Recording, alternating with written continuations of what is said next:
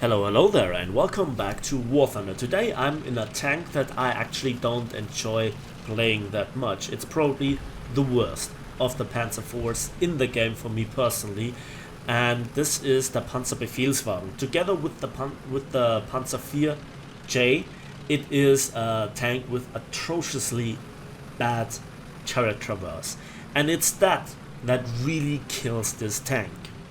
And I wanted to show this battle because I think I made the most out of the tank and I did a lot of good decisions. The result was kind of average, and yes, I played this tank while being on the journey to look for the most rewarding or most awesome tank for civilian earning with the best modifier, but at the same time the lowest battle rating. And to get a feel for those tanks as well, to then recommend them. Don't worry, it's just at the very end that I have a very brief look at the civilians and how I earned them. And yeah, what I do here is flanking because I want to avoid the city. I want to avoid the city because it would put me in a brawling situation, and it would me put into a situation where I have to react to multiple enemy tanks from multiple directions, and I think this tank is not very well suited for it.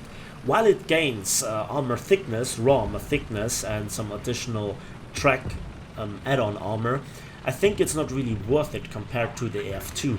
The F2 is a glass cannon, and the Panzer-Befehlswagen is more like a more in the realms of a heavy, but still the side armor is bad. The turret front is still very easy to penetrate even for SPA, and they can also do some ricochet stuff. So you lack actually then the horsepower to ton ratio, again in contrast to the F2, which is just more mobile. It feels faster, it feels more agile, and in conjunction with also the faster turret rotation speed, you can bring the gun faster on target. So the question is, what should I do with this tank? How do you play it? Well, much like the there is my friend, and I position myself. I want to ambush tanks, and yes, stay at long range and ambush and snipe with this tank, yada yada yada. It is necessary with this tank, not a gameplay option. And while you still can destroy the tanks, you are on their mercy, so that they don't see you, that they don't engage you, and when you are on a city map, you can't really snipe at long ranges, you can't stay in second line, and sometimes you have to go around the corner, and it just takes so goddamn long to adjust your aim and all this. So in contrast to the F2, you have a much slower turret rotation speed, which kills this tank for me personally. The gain of armor is not really worth it. Again, the turret face is still weakly armored, the armor is flat, the side is still very thin, you're still very fragile and can be easily one-shot due to the ammo racks and the crew placement and all those things. Furthermore, the added armor lowers your horsepower to ton ratio, so you're slower, you're more sluggish, you can't react that fast to threats. You have to still aim with your gun in conjunction with the slow turret rotation speed. It's just something that wears your patience down. It's not really fun. Then the firepower still is the same. Oh, napalm, but it gains 1 millimeter more of penetration on an already powerful gun. Yes, that gun is powerful at battle rating 3.3. At 4.0, especially if you go into many up tiers, where you have to face a lot of the jumbos or the Cobra Kings and other heavily armored targets that can angle, believe me, it's not an enjoyment. And again, you then have to not just deal with a lesser penetration power, battle rating for battle rating, you also have to fight the difficulties of, again, the sluggishness of the tank, and also the ability to then not just aim in the general direction of a tank, where with a lot of tanks you just can kill them by shooting through their upper frontal plate or just hitting them on a turret. No, you specifically have to aim for certain pixels, while SPA can just work you over, and the enemies, much like the Shermans, have in the standstill this this stabilizer, so they just don't have the nicking like you have with your gun. And I think this is a huge factor. Also, not just do you face more up tiers than the F2, what it feels like, but you also do not as good as in those up tiers as an F2, because while the F2 still can do fairly well, even if I would fight in the same battle as it is with this one in an F2, I'd feel more comfortable. Again, it is down to the better turret rotation speed and also the better mobility.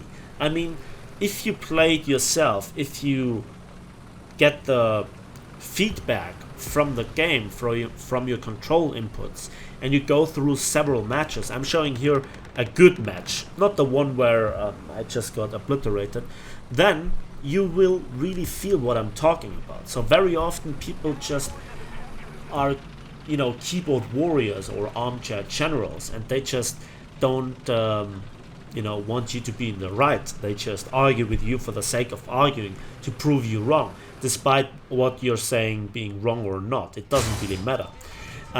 Maybe you saw it here, how long it took for me to get the gun on target. He showed me his side, he was not aware of me, and he was kind enough to stop in time for me to get the shot in there.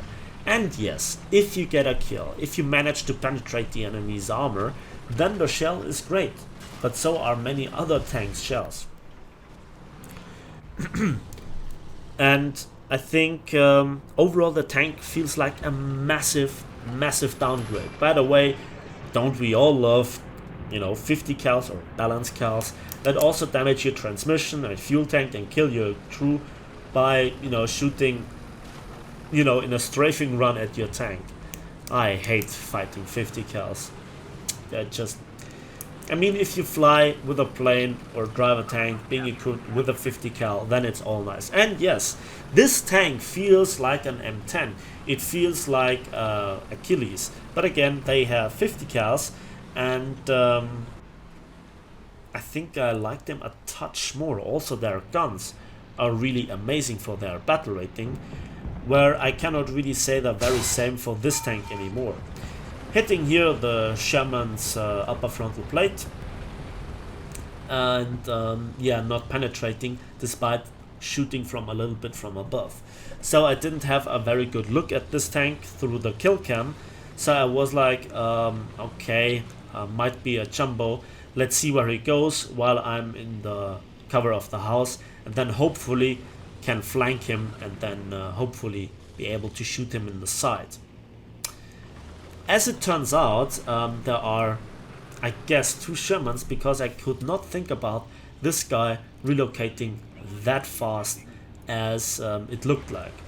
And this scene here is very interesting. So my driver gets damaged. Look at how long it takes me to rotate the turret. Under normal circumstances, I'd be dead. So I was very lucky that it was my driver and not my transmission, and that the fact that this was a 105mm M4A3 with the howitzer, he had this long reload, so he was not able to finish me off. So that was very lucky. So this tank, it wears down my patience. It is not fun to play, and it's not a tank that I would recommend for earning silver lines, because it's not just exhausting, which is the best summary of playing this tank. It's very situational, and in many situations you die a painful death and an unnecessary death due to the slow turret rotation speed, which I guess I mentioned now 10 times over. I don't know if you think my commentary is annoying about this tank.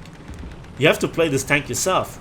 You know, everybody can try it out in a test drive, even if you don't own it. You can test drive premium tanks and get a, you know, overall feel what the tank is like if you want to purchase it or not. And not everything is available, and not everything is boosted to your crew skills, but it's that abysmal. And if your commander gets knocked out, if your you know, if several crew members gets knocked out, if your gunner is injured like mine is, then the turret rotation speed drops even lower than it already is, and oh, it's just so painful. So I would not recommend getting this tank.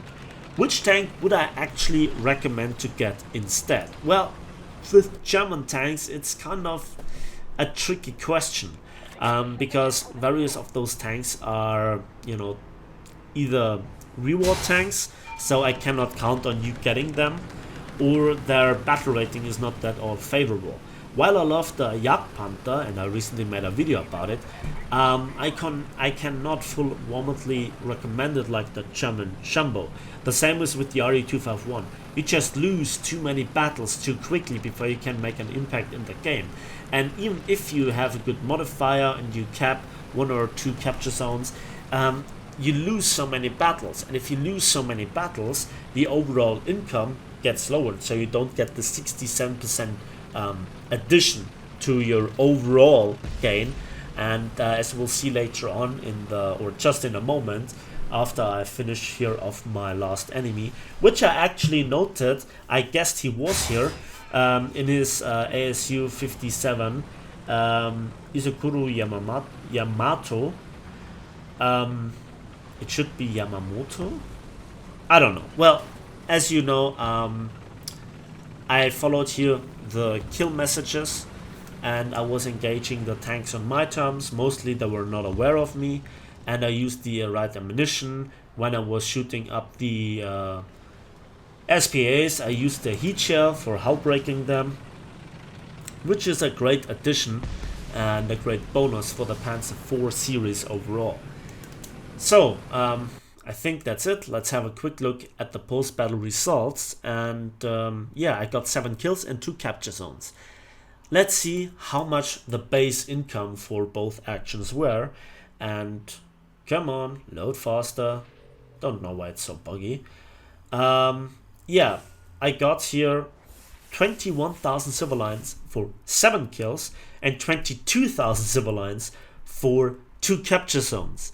So yeah, you need to get 3.5 kills, nearly 4 kills, to get the same silver line income as for a capture zone, as I previously noted also in my Jumbo commentary. But also the winning was 33,000 silver lines bonus.